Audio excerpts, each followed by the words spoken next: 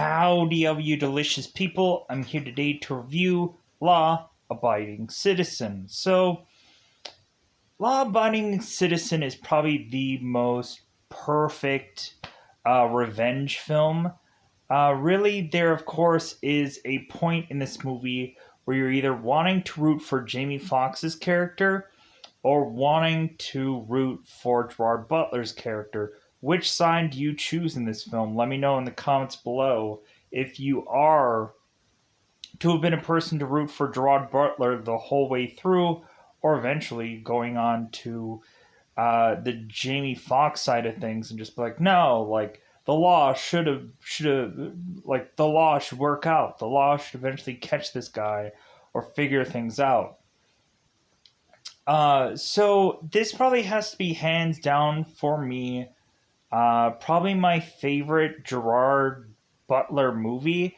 Really, there might be at some points where I probably haven't seen every single Gerard Butler movie, but this one probably has to be hands down my favorite.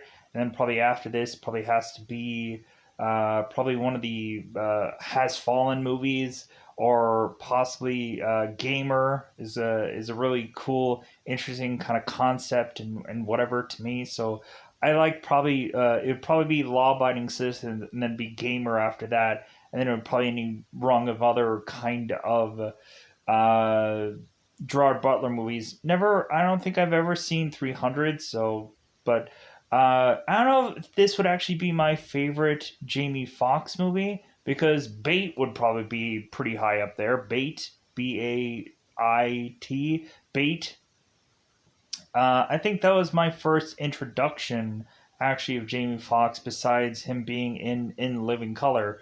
Um, but yeah, so going into this film, we have this, of course, being a revenge film because let's, I guess, kind of tee it up for people that have probably never heard of this film, which, if you have never seen Law Abiding Citizen, you are missing out. This is such a good film. It's to the point of it being biblical, as someone is to say in this movie, Gerard Butler. It is to be such an epic film, even to where there might be some shades of copying of some kind of Richard Gere Jackal stuff in one sequence of this film when they get to go to the funeral. That has some like Bruce Willis, Richard Gere kind of Jackal, or the Jackal. Is it Jackal or the Jackal? That has some kind of copying and pasting there, which I'm just kind of like how rarely do we kind of get this technology kind of thing in a film? Plus, also a movie that if you are watching it for the first time, you're kind of blown away by it. And when like I've watched this movie multiple times because I've just thoroughly enjoyed it that much, where it's just the perfect revenge film. Plus, you get some enjoyment with Gerard Butler just kind of easily going through all of this stuff, flying through it, and just be like, like he is to be the perfect one-upsman, and this is to be a perfect character for not only Gerard Butler to have, but then Jamie Foxx to go up against. Like, it's so much an interesting kind of story here. So, but where, like, since I built this up to be such a great movie, where could you go out of your way to find said film? Well, here's some time where you can probably pop in and frickin' instead of having to avoid having to go through a rigmarole of certain apps like a Floogle or a Fubo or some kind of goofy thing that they say on Google for you to do. Hey, go and have some random subscription of some random thing that eventually you could randomly see a movie, maybe, because who even knows? You could Google search another thing. You could Google search a app called Letter C Movies and be able to basically see anything you want for absolutely free. There's no fees, no nothing of any kind. You can just download this app, and there, in fact, pretty much see almost everything. There are rare cases where if it's like a movie that just came out, you might not be able to see it. But otherwise, you can also go on to Google search and Google search the word Fox HD movies. There'll be an app that appears that will obviously say Fox HD movies on the logo. The title will say something different. It'll be play 1080p HD movies. Or you can probably go on to technically a Google Store or Google Play search and eventually just go on to like movie apps, and eventually you'll find probably this movie in some random movie app somewhere. I hope, you would think, because this movie's that good. So this movie should be the staple for every app to freaking have, but they don't. Like, you would think Netflix would have this movie, Hulu would have this movie. It's a no-brainer film because it's that good. It's that kind of feel-good movie. Weirdly, that shouldn't feel good, but it does. So, teeing it up, what is this movie about? So, Gerard Butler's character plays Clyde Shelton in this movie. Clyde Shelton is to be at home with his family to have certain people break into his home and tape him up, also tape up his wife, and there is to be a man who's to be named Darby, who is to take advantage of Clyde's wife right in front of him, and then seemingly afterwards go off and murder his daughter. So, some time after that, Clyde is to go off to try and talk to Nick to say, hey, like, I think I might have some things that we could possibly do in the case to maybe go on and give these guys a much severe sentence. And Nick, who's Jamie Foxx in this movie, is to just be like, well, like, that's good and great and all, but I've already made a deal. I've already made a deal with Darby for him to have a lesser of the two sentences because Ames is going off into getting a death sentence because Darby rolled over on Ames to get a lesser than sentence. So now that that had happened and Clyde had felt slighted, he had decided upon his brain to take a decade to just build a plan, to build a plan of murder, of revenge, getting every single person that was one way or another involved in this whole case to eventually be brutally killed, because the perfect line of this whole thing that Clyde is to deliver is that the system is broken.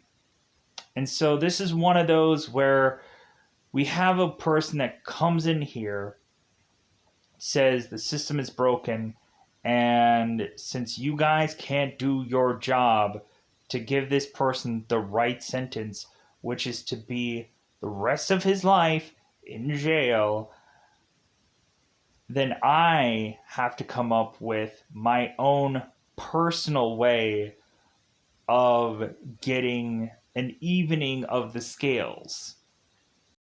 And so Clyde comes in, goes off, and because the system didn't give the right judgment, he decides to make his own.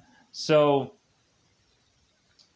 that it's not far enough to punish the murderer, he has to go on top of that and punish everyone who was to really just be kind of easily going after not giving this guy the harshest punishment he could possibly have. And so it's kind of like Batman Begins in my mind, where kind of we have Clyde, who's kind of Bruce Wayne Batman in this scenario. Well, maybe even not that. Maybe, well, yeah, in some way or another. And he's to seek the right justice because cops are getting paid off, villains are roaming the street, guys are getting very lackadaisical sentences because they can just immediately say, "Hey guys, I'm cuckoo for Cocoa Puffs. Give me an insane asylum sentence instead of a prison sentence."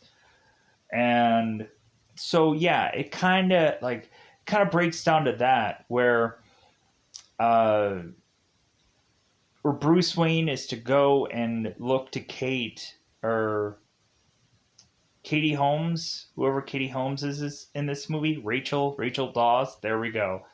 Man, I'm pulling some stuff from some memories here. And so Bruce is to say your system is broken. Like we have these movies where we perfectly uh, inline the fact that the system is now broken, and now there's someone who's going to seek their own brand of justice because of that whole ordeal. So let's go into that double five time territory because there's not much else I can say about this movie. It's a great film, an overwhelmingly great film. Just so enjoyable. Uh, Really, it's like I don't know how this movie isn't like on like everyone's lists of just great films. Like I don't know if I could have this as a top 10 movie, but like it always is probably to be somewhere close by just because it's just really I love revenge films. I thoroughly love revenge films, and you don't really get a good amount of them. Like that's why I like movies like The Crow because it's a really good revenge film, where eventually everyone involved in this gets their comeuppance, and but this time you just kind of feel that it's like, like, but this person feels so innocent, but they're gonna die horrifically. Ooh. But that's the interesting thing about this film. So let's go into that double five because it's about that time yet again to go into spoiler time. Spoiler time. It's about that time again to spoil this movie. Plus, also I've seen this numerous times, but I hope I'm still kind of a little bit concerned whether or not I'm going to be able to get this kind of perfectly aligned with everything because I know I'm probably gonna miss some little piece, some little chess piece. But I think that's my real hesitation about reviewing this movie was because I've seen it like quite a few times, and I just want to. If I were to say like, oh yeah, I've seen it quite a few times, then I f up something. So let's go into it. Very beginning of the movie. Now spoilers. We can avoid all this and just go into spoilers. So Clyde's family doesn't actually have a name in this movie because they're not in here long enough. But I've already technically in the teed up version mentioned what happens here. Ames and Darby come into the place of which Clyde is to have his family at. Clyde is Clyde is uh, having his daughter go and make uh, her mother a bracelet, and it seems that Clyde is also working on something. And so Clyde goes and looks over at his daughter, like, "Hey, what are you doing over there?" And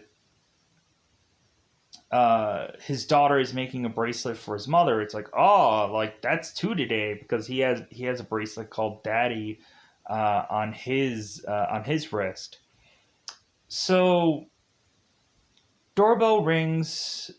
Clyde walks off to the door, like, hey, that must be takeout because it smells really good. Immediately thinking that at the door it's to actually be some kind of takeout, some kind of food, whatever. Clyde opens the door. Darby Allen comes swinging in with a bat, smacking Clyde on the face, dropping him down, taping him up, duct taping him.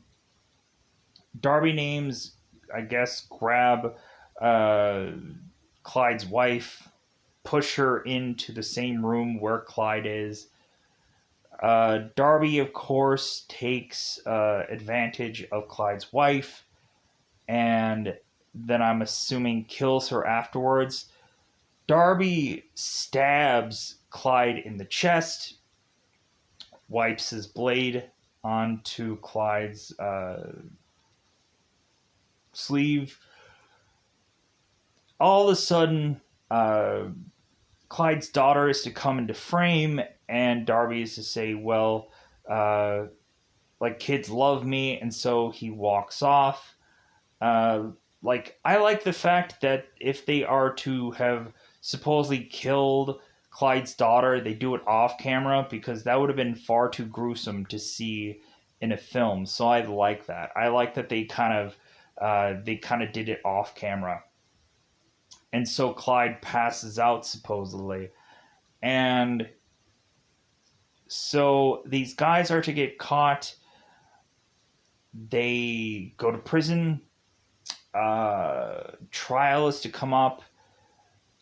Nick Rice is of course being the guy making the deal for this whole ordeal against a lawyer who is named Bill Reynolds. So Nick is to only really give us about seemingly an approval, like or an eviction rate. Seems like he is to be roughly 95 to 96 of eviction rate on his side, where it's like, yeah, like I'm the best lawyer out there, and so on and so forth. To where Nick is just kind of conflicting with other kind of lawyers and other kind of people, and so uh, so Nick is to have already made this deal with Darby, because Darby is going to roll on Ames and say that Ames is the real murderer here, that he took care of all of his family, and Darby was just there to watch, which is actually the reverse. Ames should have rolled on Darby much quicker than the opposite. So it seems that Ames is going off to get the death sentence, and Darby's going to get like 5 whole years, possibly less than that. Yikes. So uh, Nick is now going to Clyde, because Jonas is telling Nick, it's like, well, you're going to have to tell the husband. Like, you're going to have to tell him that, like, you're only going to give this guy 5 whole years. So you're going to have to tell him that. Nick goes in there and tells Clyde this, because Nick just wants to make this deal so that way he won't have to go to trial, and these guys go free, and then Nick has to deal with the fact that, oh no, they like I won't get my 90 some odd percent conviction rate. Oh no, that'll look bad on on my record. Ugh. Oh, heaven forbid that, right? So Clyde is just like, well, like Darby is to be worse than Ames is, but still they're equally as bad. But still, Clyde is like, how could you have like done that? How could you have just uh, gone on to just have this person kind of plead this case for a lesser sentence? He's only going to get 5 years. It's like that's not real justice for my wife and for my daughter. And Nick just breaks it down to Clyde. It's like, well, hey, man, the deal was already made. And so, like, just suck it. Like, the deal's been already done. I'm just telling you now, basically. Instead of giving you the option, I'm just telling you that this is already done. So Clyde is just like, wow. Like, because Clyde was to say that, like, hey, technically he was a witness, and maybe people would believe him, or people would just be like, heck yeah, like, let's take this guy away forever. Uh, but Nick just doesn't want that, like, just doesn't want that question mark to be left into to the wind of things where it's like, but anything could happen. They could go free. Like that's Nick's kind of thought process is just like this is the surefire thing for this guy to get some kind of sentence. So they sign the deal, they put it together. Clyde isn't even going to the trial, and Nick gets a phone call. The judge is like, "Hey, no phones in here."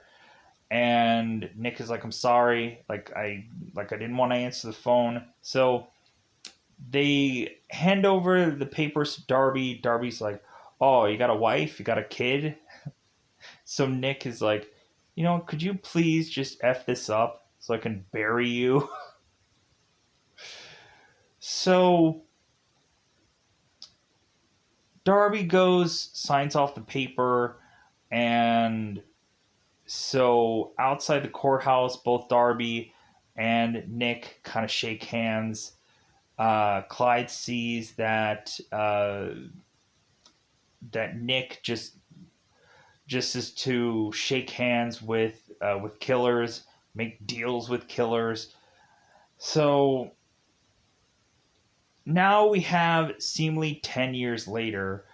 Uh, oh, we got to cover this. So Nick goes home and is to talk to his baby in his woman's belly.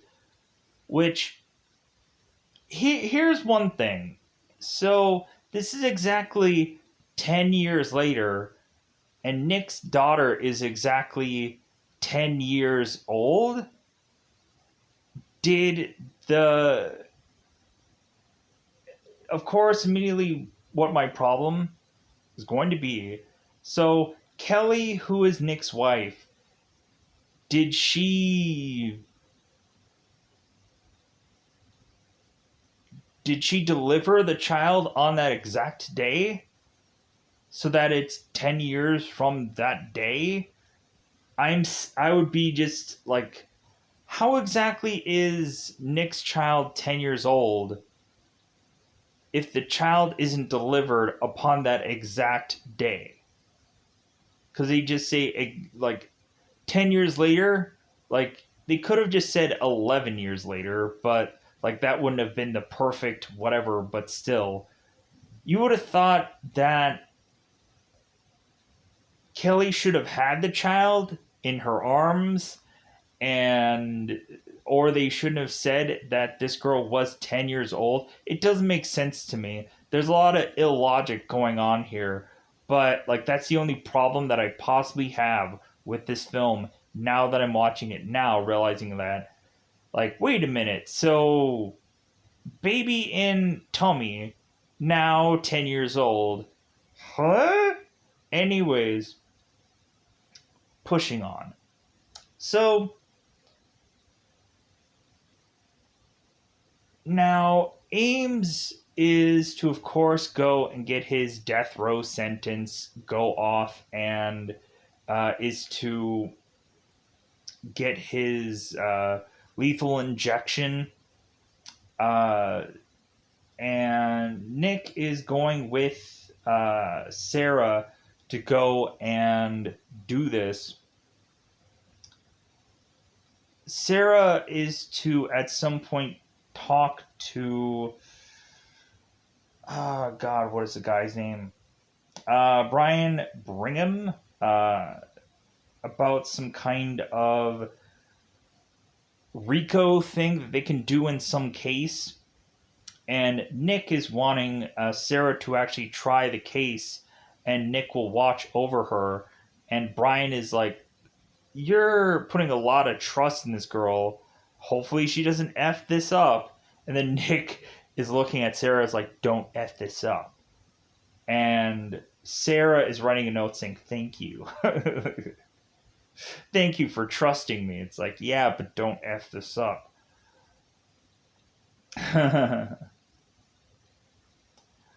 But it seems that Nick doesn't like Brian, and both Nick and Jonah like talk about that. I guess he has a Harvard degree, and he thinks his don't stink. So, but it's interesting after Nick gets the conviction on Darby, Nick walks off, and Jonas is to. I'm kind of wondering how this like thing came up, because Nick is walking with Jonah, and so Nick says it's like, I guess this is the point when you give me this speech, right? This kind of like old wise tale or something like that, which I'm like, this sounds like they're scripting something, or this sounds like they were like walking through here and not remembering what part they were to kind of do here. And so Nick mentions like about something that Jonas is supposed to do here. It just comes off kind of weird. But Jonah is to mention, like, yeah, Marcus Aurelius hired some guy. Marcus Aurelius, if you don't know who Marcus Aurelius is, check out the movie Gladiator. Then you'll know who Marcus Aurelius is. So Marcus Aurelius hired some guy to walk beside him and always tell him, "You're just a man. You're just a man."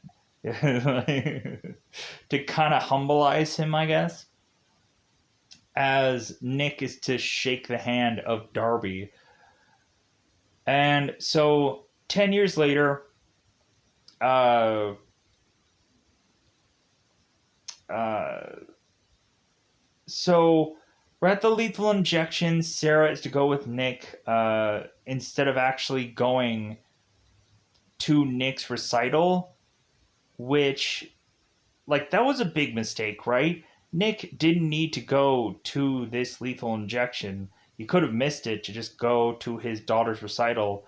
What was, like, why was this a thing Nick had to absolutely do? He could have saw his daughter go and, like, play, because I don't know how many times that he's probably missed that, or missed any part of his family. And then eventually Nick has to forcibly go and or Nick has to go and have his family get protected and whatever, for people that he's probably never really been involved much in their lives. But luckily, he is to know some picture that at one point his daughter was to draw. Like, he knew the exact date, or Denise, his daughter, some picture that she drew, and he knew that it was supposedly her birth or his birthday, and that Nick's wife helped her with the writing of it. So, but let's get to the more nitty gritty important parts. So, Nick is okay. So this is 10 years. The lethal injection. So Ames is to mention that he's not he's not the real murderer here. You got the wrong man. And so lethal injection inside of Ames, he's squirming, he's thrashing, and they're like, man, what's going on here? It seems like he got the wrong batch of drugs. So Nick later on goes and talks to the warden, and it seems like the drugs were tampered with. Having a phrase on a certain part of the drugs that was to mention that you can't fight fate. Nick realizes that there was some person that he knew that had said that saying, but he can't quite figure out who it is. So eventually they do figure out that it was Darby, and so they end up going after him because they figure out that he can't fight fate. Darby is to be at his home. Seems that he has some drug paraphernalia in his house. So it seems Darby gets a phone call from a guardian angel, maybe, to help him out, to tell him that the cops are coming for him and that he should get the heck out of there to avoid some jail time because he's looking at 3 strikes with the way his house is assorted. Darby is to go and kick the butt of his hoe that he's to have in his house, or random girl, whichever. Darby scrambles out of the house, tosses his gun into some chimney because he has no more bullets in his weapons from shooting at the cops before he has to run off. Darby makes his way from rooftop to rooftop to rooftop. And so Darby's guardian angel calls again to tell Darby, hey, I have a squad car that is to have a passed out cop in it, smack him awake, and then tell him to go to XYZ location. So Darby smacks up this cop. Darby tells this police officer to drive him to this location. They drive to this location. So now Darby is again calling this guardian angel, and so the cop here is begging for his life to not have Darby shoot him, mentioning, hey, like, please don't hurt my please don't hurt me. I want to go home to my wife and my kids. So Darby's like, yeah. So Darby gets the phone call and picks it up. So we find out here that Clyde is the police officer, because if you immediately see it, you can tell like all the makeup and whatever is Clyde, but we want to really see this turn. So Clyde is to call and mention, hey, you know why I'm not going to see my wife and kids again? Takes off the makeup, takes off the hair, or really just takes off the hair, because what makeup did he have on? So Clyde turns, is like, hey, you remember me? Like, of course you do. You came into my house one night, or you came in my house one day and killed my wife and killed my daughter. Darby is to have his gun in hand and want to shoot this gun, and all of a sudden gets uh, these these like needles that are coming from all directions of this gun. And so Clyde is like, yeah, like, you shot this gun. What a stupid move on you. Because this gun is to be laced with like puffer fish, like a puffer fish kind of thing, which paralyzes people, but they can feel everything. So Clyde goes and takes Darby to uh, a part part of land that he was to have owned, or to have bought out, whatever. A little a garage place, where it seems that uh, that Clyde owned. So Clyde goes on to tell Darby what all he's going to do to him. Gives him a massive mirror for him to see his own demise. Uh, Clyde walks him through exactly what he's going to do. Supposedly gives him adrenaline, so he won't pass out. He's going to take his Johnson off with a box cutter. He's going to uh, take scalpels to Darby's eyes in case Darby just wants to close them too often. Uh,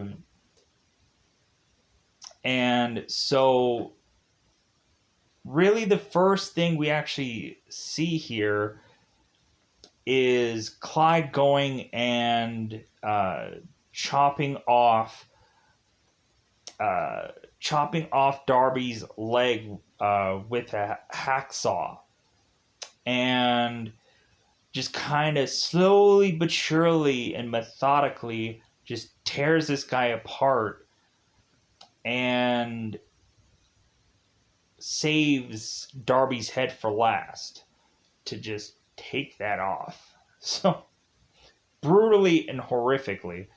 And so they, like, of course, Nick Rice and all of his people are to find the body a lot later. It seems that this body might have been burnt up or whichever. So it seems that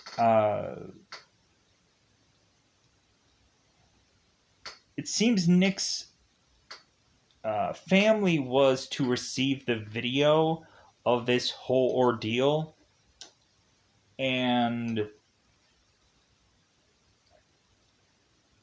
so the only person that they think would have motive, of course, would be Clyde.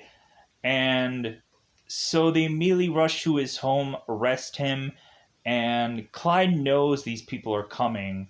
So he just completely disrobes, has no clothes on, and they come bum rushing in. And he easily just kind of like puts his hand over his head, let them arrest him.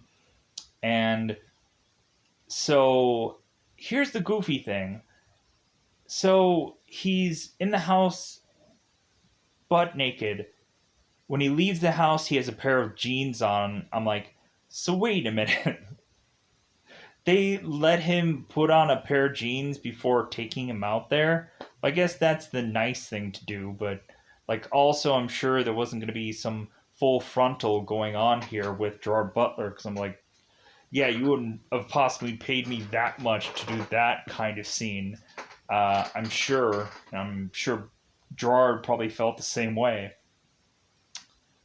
So Gerard goes on and is to be arrested, and so Nick comes in to this big, wide, massive place where they're kind of technically interrogating Clyde right now.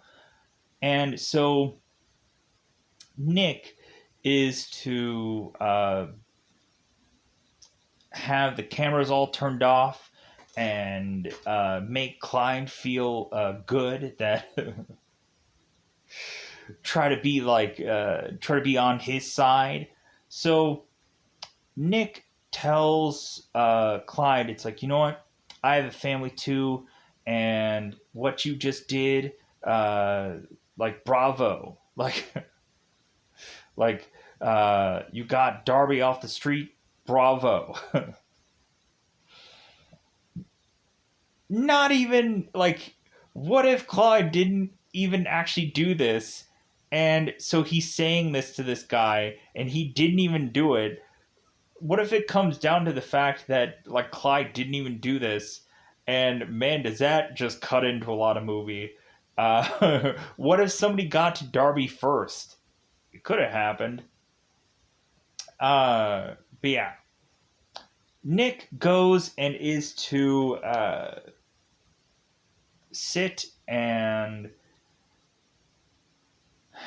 so now Clyde is to supposedly have this confession, which he doesn't really give, because Nick is to say, "Oh, so you killed Ames and you killed Darby," and Clyde is like, "Well, I wanted them dead, yeah."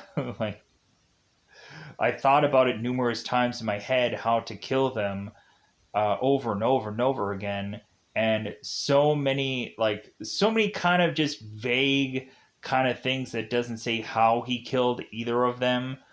So Nick is like, okay, that's a good enough confession. And Clyde is like, no, it's not. Like, any of the stuff that I was to just say, like, doesn't have any specifics of how any of these people were to die.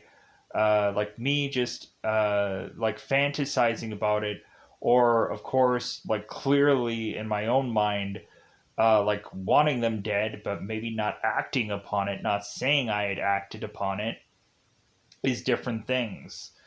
So Nick is like, oh, well, yeah, I guess. So Clyde is just to say to Nick, it's like, well, hey, I'll give you a confession, but you need to go and like adjust some things into my prison cell to give me the best bed you can possibly give me, best mattress. Like, I really want to like a really good sleep with a really nice pillow, which I don't know how long I'm gonna actually be able to use either one of those things because they might be smothered in blood at some point. But give me those things, would you? Would you, Nick? Because you like to make deals with murderers, right? So you're gonna make a deal with me. And so Nick is like, well, what's in it for me? And so Clyde is to say, it's like, well, would the life of Bill Reynolds, would that suffice? And so Nick goes off, and so Sarah is to go and call Bill Reynolds' wife. And supposedly Bill Reynolds' wife has had reported him missing 3 days ago. So, like, well, I guess we should probably go on to this, right? So they give him a bed, and so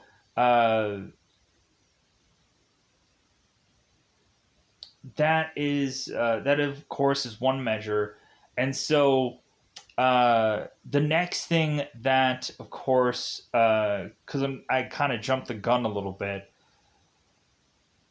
Uh, Clyde is also to ask for a specific meal, which is to be this steak and all the fixins and this and that, macaroni and cheese, and like a certain specific meal that is to be brought to his cell for him to eat. Oh, and his iPod because Nick is being an a hole. And like palm frites and all kinds of stuff because again Nick is being an a-hole like during the point of just taking this order for Clyde. So Nick is like, I'm not gonna do this, like we're not gonna put this together. And Jonas is like, give in to him, like go ahead, like whatever he wants, just do it. So they bring all this food in, and so the warden is like checking all this food, and he's taking his sweet time. And so Nick is saying like, hey, we need to be on the tee of this guy's timeline. If he says by 1 o'clock, there has to be some goofy reason for it. So Clyde eventually gets his food. He gets his iPod. That's, I think, outside the cell, but he has a little remote to kind of adjust it. Nick, Clyde has a cellmate. Well, when it seems like this cellmate is kind of getting irritated with kind of the luxury that Clyde is to be received here, and like Clyde's like cellmate is to tell him like, hey man, you should probably watch your back because people are like getting really like already irritated with you getting a freaking luxury mattress and all kinds of stuff. So Clyde goes and gets this food, and he's like, "Hey man, I bet," like to his cellmate, it's like, "I bet that you want a piece of this." He's like, "Heck yeah!" So Clyde gives him a piece and like some stuff there, and kind of shares. Gets him a piece of the steak too.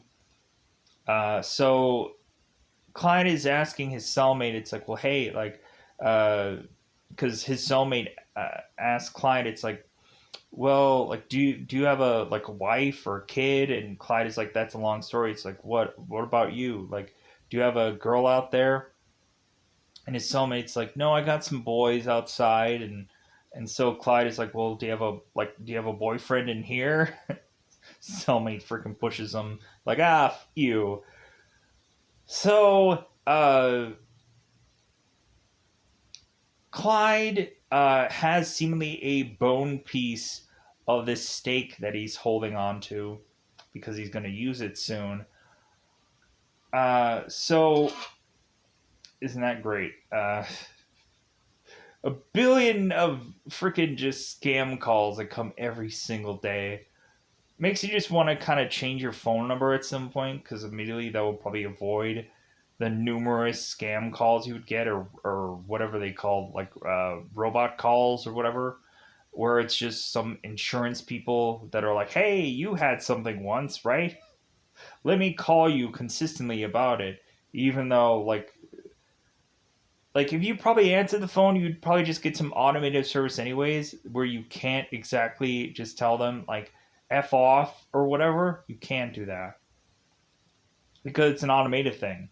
Like obviously when they like give you a voicemail or whatever, it's an automated thing. But pushing on, going back to the movie, why do I always have to mention that? It doesn't matter. Anyways, Clyde goes and stabs his cellmate into the neck, brutally kills him, and then slathers his like the blood uh, just all over his prison fatigues, and then just goes and just sits into his mattress like, hey warden, I'm gonna need a shower. Clyde goes into solitary confinement, and Nick goes off and races with this helicopter to go and find Bill Reynolds, and they find out that he's dead because they took too much time. Eventually, if they would have perfectly done it at 1 o'clock, like Clyde said, Bill would have survived. But they're like, well, like, there's nothing we can do about it now. He's dead. So, like, ooh, we even completely forgot about the whole trial thing. Where, so, I forgot about this spot. We'll get to it now. So, Clyde, at the early stages of this, Nick had no evidence against Clyde, and there was obviously nothing that they could pin Clyde to Darby's murder.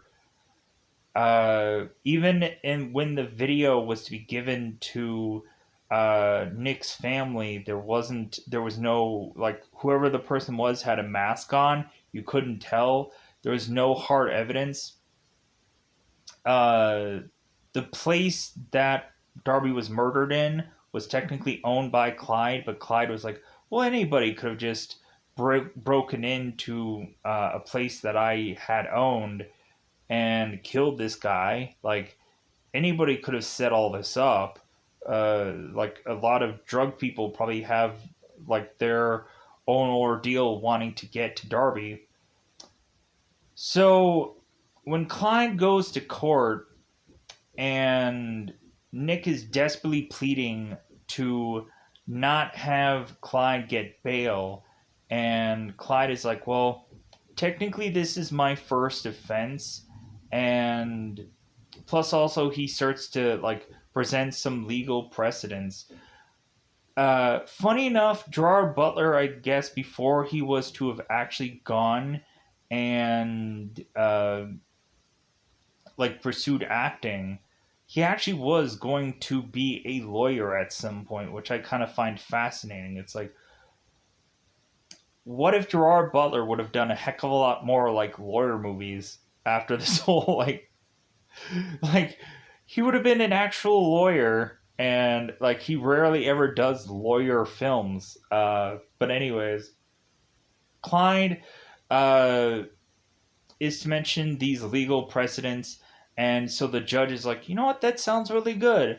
So the judge was to almost go and give Clyde bail to be able to skedaddle out of court because they had nothing on him. Like, the opposite side had no real evidence, no nothing. Uh, Nick was relying on, like, well, hey, we probably will get a confession out of him, and but the judge is like, well, is he going to give one? And Clyde is like, no.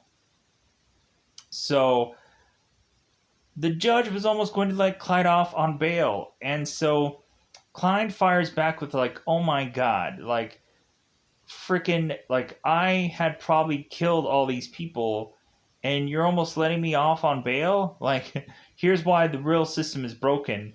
And so Clyde also goes off on the judge and talking about a B word and heat, and because of all of what Clyde had said, that, like, the judge is kind of feeling just sympathetic against Clyde's case, and basically anything that seems rash enough, like, the judge is gonna just jump on this whole thing to eventually just resolve this whole case.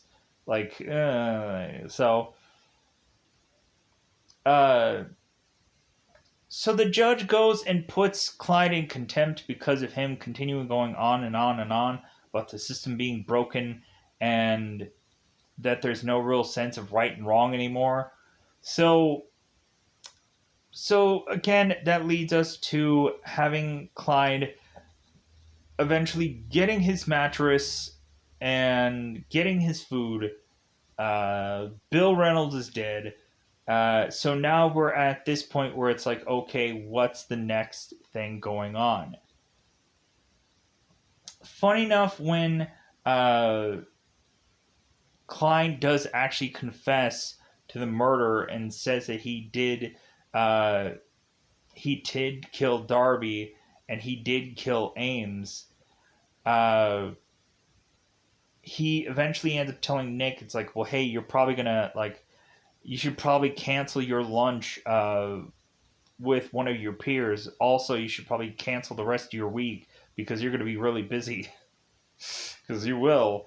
So, the next step here, so Clyde is to go into solitary confinement, assuming that Clyde is going to easily uh, not be able to kill anybody in solitary confinement, right? So, our next step here is that I think we get a point where Nick had talked to Sarah and she had mentioned about this boyfriend named Chester, and so Nick is telling Sarah to kind of hang out with this Chester boyfriend, and Nick is going to try and protect his family from whatever is going on here and send them off to some kind of vacation for a little bit, a reprieve for a little bit because of what's kind of going on. So now Nick is going to Clyde, and it's like, okay, what is the next thing that you want? What is the next, what is the next deal? And so, cause let's go and let's clear this stuff off the table also. So both Jonas and Nick go and see this specialist, this guy who is to be the name Bray, who is to talk to Nick and Jonas and say that Clyde was a think tank guy, that it seems that no one could have figured out how to kill this one guy, but it seemed that uh, that Clyde figured out how to kill him with some necktie like device and finally got to that guy. Like they were spending millions of dollars to try to go and assassinate and kill this guy, and Clyde figured out how to kill him with a necktie. And so this Bray guy is putting fear to God to these people to just say like, if this guy wants you dead, you're gonna die. You're gonna be dead. Like there is no stopping this guy. And so both Nick and Jonas go to, of course, the judge and are trying to restrict Clyde from not being able to have any uh, kind of outside, uh, beyond his solitary confinement, to basically just keep him in solitary confinement. Don't let him go and like even a simple like go out to like get any fresh air, keep him in solitary confinement. And so the judge is to go along with this whole thing, but she's like, I don't think it's gonna stick. All of a sudden she has her phone go off, and so Nick is like, well, hey, like seriously, phone, like what about me? You're gonna take away my phone? And the judge is like, well, guess what, I can do whatever I want because I'm gonna die soon. And then she picks up her phone and like she dies. Freaking like some explosion goes off in this girl's phone and kills her off. So they're like, holy like so so yeah, I guess that's one other person down. So Nick goes off and uh is to go and talk to Clyde to be like, okay, like what's the next thing you want?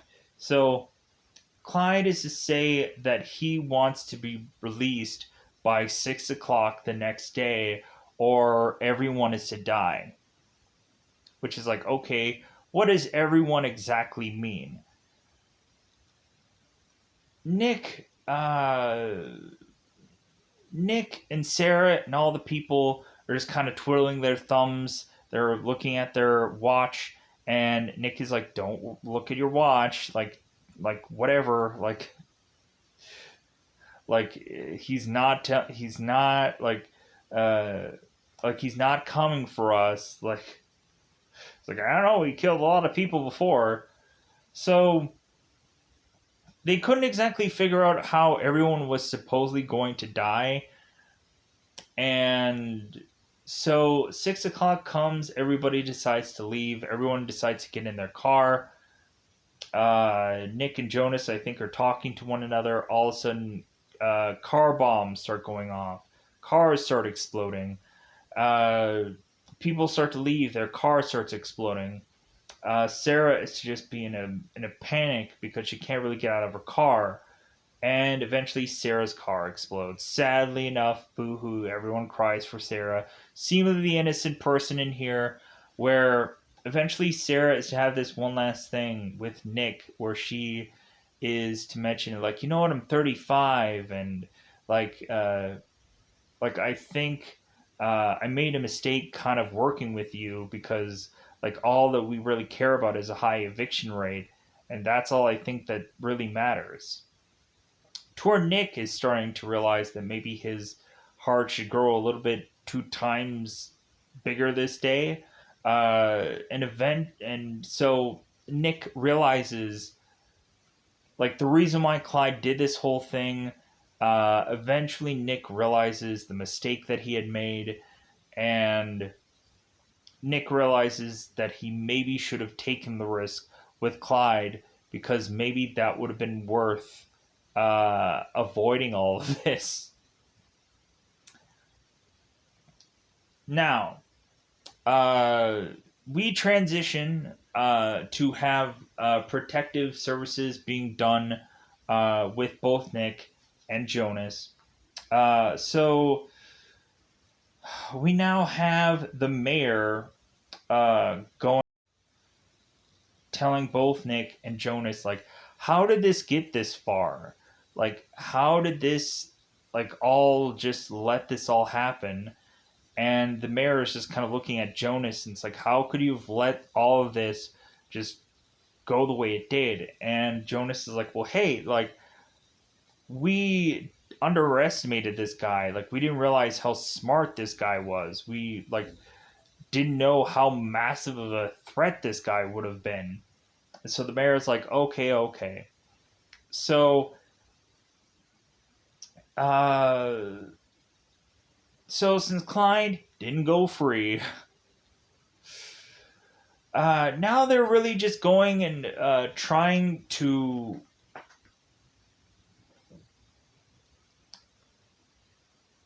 see where Clyde is possibly going to strike next. Nick is kind of looking at possible places that Clyde could have gone on to own certain businesses, because Nick is to get a email from Chester saying like, hey, you didn't get this from me.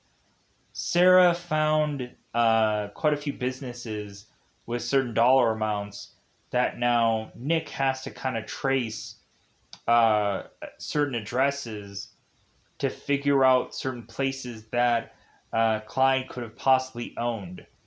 So Nick is going through the last 10 years of certain businesses that have been bought out that have certain dollar amounts, and Nick is trying to circle and X certain places, and Nick comes across one uh, building that is to seemingly be fairly close to the prison of where Clyde is being held at.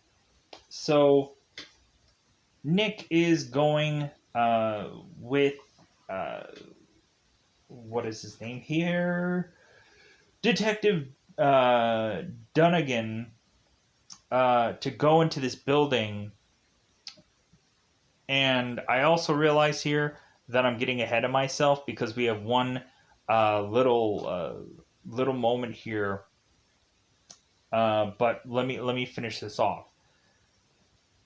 So both Detective Dunnigan and Nick realized that Clyde had tunneled his way into prison and has every single one of these doors all lined up for Clyde eventually to kind of sneak his way out and be the accomplice that Nick is assuming that Clyde had. So let's back up a little. So Sarah is to have her funeral, and a lot of people that Nick is to work with is to go to Sarah's funeral.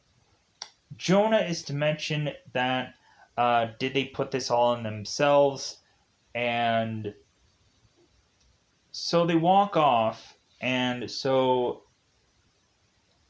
Jonas had some speech that he was going to say there, but he says it now.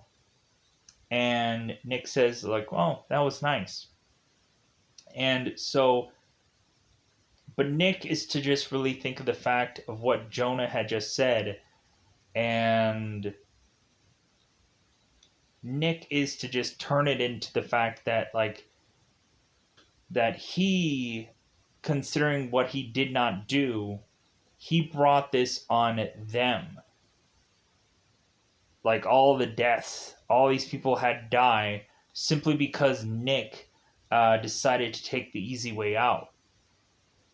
And maybe Nick is realizing that now at this funeral, that he did take the easy way out. That maybe, like, he didn't do the real right thing there. And that he has just really gone on and tried to do the easiest thing and so on and so forth. Kind of a learning curve here. So, uh, so cars are to drive off, and here's where we get the Jackal, Richard Gere, Bruce Willis moment. Because all of a sudden, uh, we have drones here, like little machine gun like drone esh like things, all motorized and whatever. Having some guy pull all these machines off by remote, going and EMPing the cars so that way Nick's car can't move. And then one other kind of machine esh like thing is to blast bullets into Jonas's car and then bazooka this guy's car and just blow it the F up. So it seems consistently we see here that Nick is to supposedly be left for last. And so Clyde is to decide to go after the mayor and everybody who is to be attached to the mayor when she is to have this meeting, declaring that she wants Clyde Shelton out of Philly. That they want to come up with some kind of way to kick him out of the city because people don't feel safe. And so they're going to come up with some kind of way to transfer him to some other prison, or to come up with something to get him the heck out of here. And while that's going on, Clyde is eventually had planted some bomb that I think is under the floor underneath where these people are to have this meeting. And so Nick and Detective Dunnigan find this bomb, and so Clyde is to make his way back to his holding cell, putting back on his prison fatigues, and so now when Nick is to close his door of his little secret passageway, Nick is to be like, well, never known a guy to tunnel his way into prison. And Clyde is like, yeah, like, yeah, really had a plan there. So Nick is to tell Clyde that, hey man, don't go and don't kill the mayor and all these people, because it's a decision that you're going to regret for the rest of your life. And Clyde is like, well, like, yeah, I can probably understand that, because Nick eventually is to talk to Clyde and say that that Clyde should really think about his wife, think about his kid, and if they would accept Clyde going off and killing all these people. And Clyde is to tell Nick, it's like, well, both my kid and my wife are dead. And there's nothing I can do to bring them back. So, like, why not just do my own brand of justice to event to hope that uh, we can correct this whole thing, so that way no one else would have that lesser part of their family with them. So, so Nick is to now just see that Clyde is going to call this cell to explode this bomb. So Nick is like, okay, well, I guess you made the phone call, so you made a poor decision that is going to affect the rest of your life, which is going to be about 25 seconds from now. Because the bomb ends up going off in Clyde's cell. Nick runs off, making his way out of this prison uh, to be reprieved from this bomb going off. So Clyde is to go and look at his daughter's necklace before he's dying, death, killed, whatever, however you want to say this. So at the end of it all, Nick is going off to go to his daughter's recital instead of doing something else for work, putting his family first, realizing that is a much better decision instead of being whatever he is supposed to be, who I guess Jonah was at some point, because Nick was to be sworn in as a, I guess, district attorney or whichever. So, because there was nobody else left, everyone was to be dead, and the mayor was almost going to fire Nick. And like, you know what, I resign. And so the mayor was like, you know what, no, like, we'll just have you as the district attorney, and so that way we can kind of hopefully like resolve all this. So, so yeah, that's how this movie just plays out. Really interesting way of putting all this together. But I'm also going to put myself together to get the heck out of here. Bye, everybody. Bye, everybody.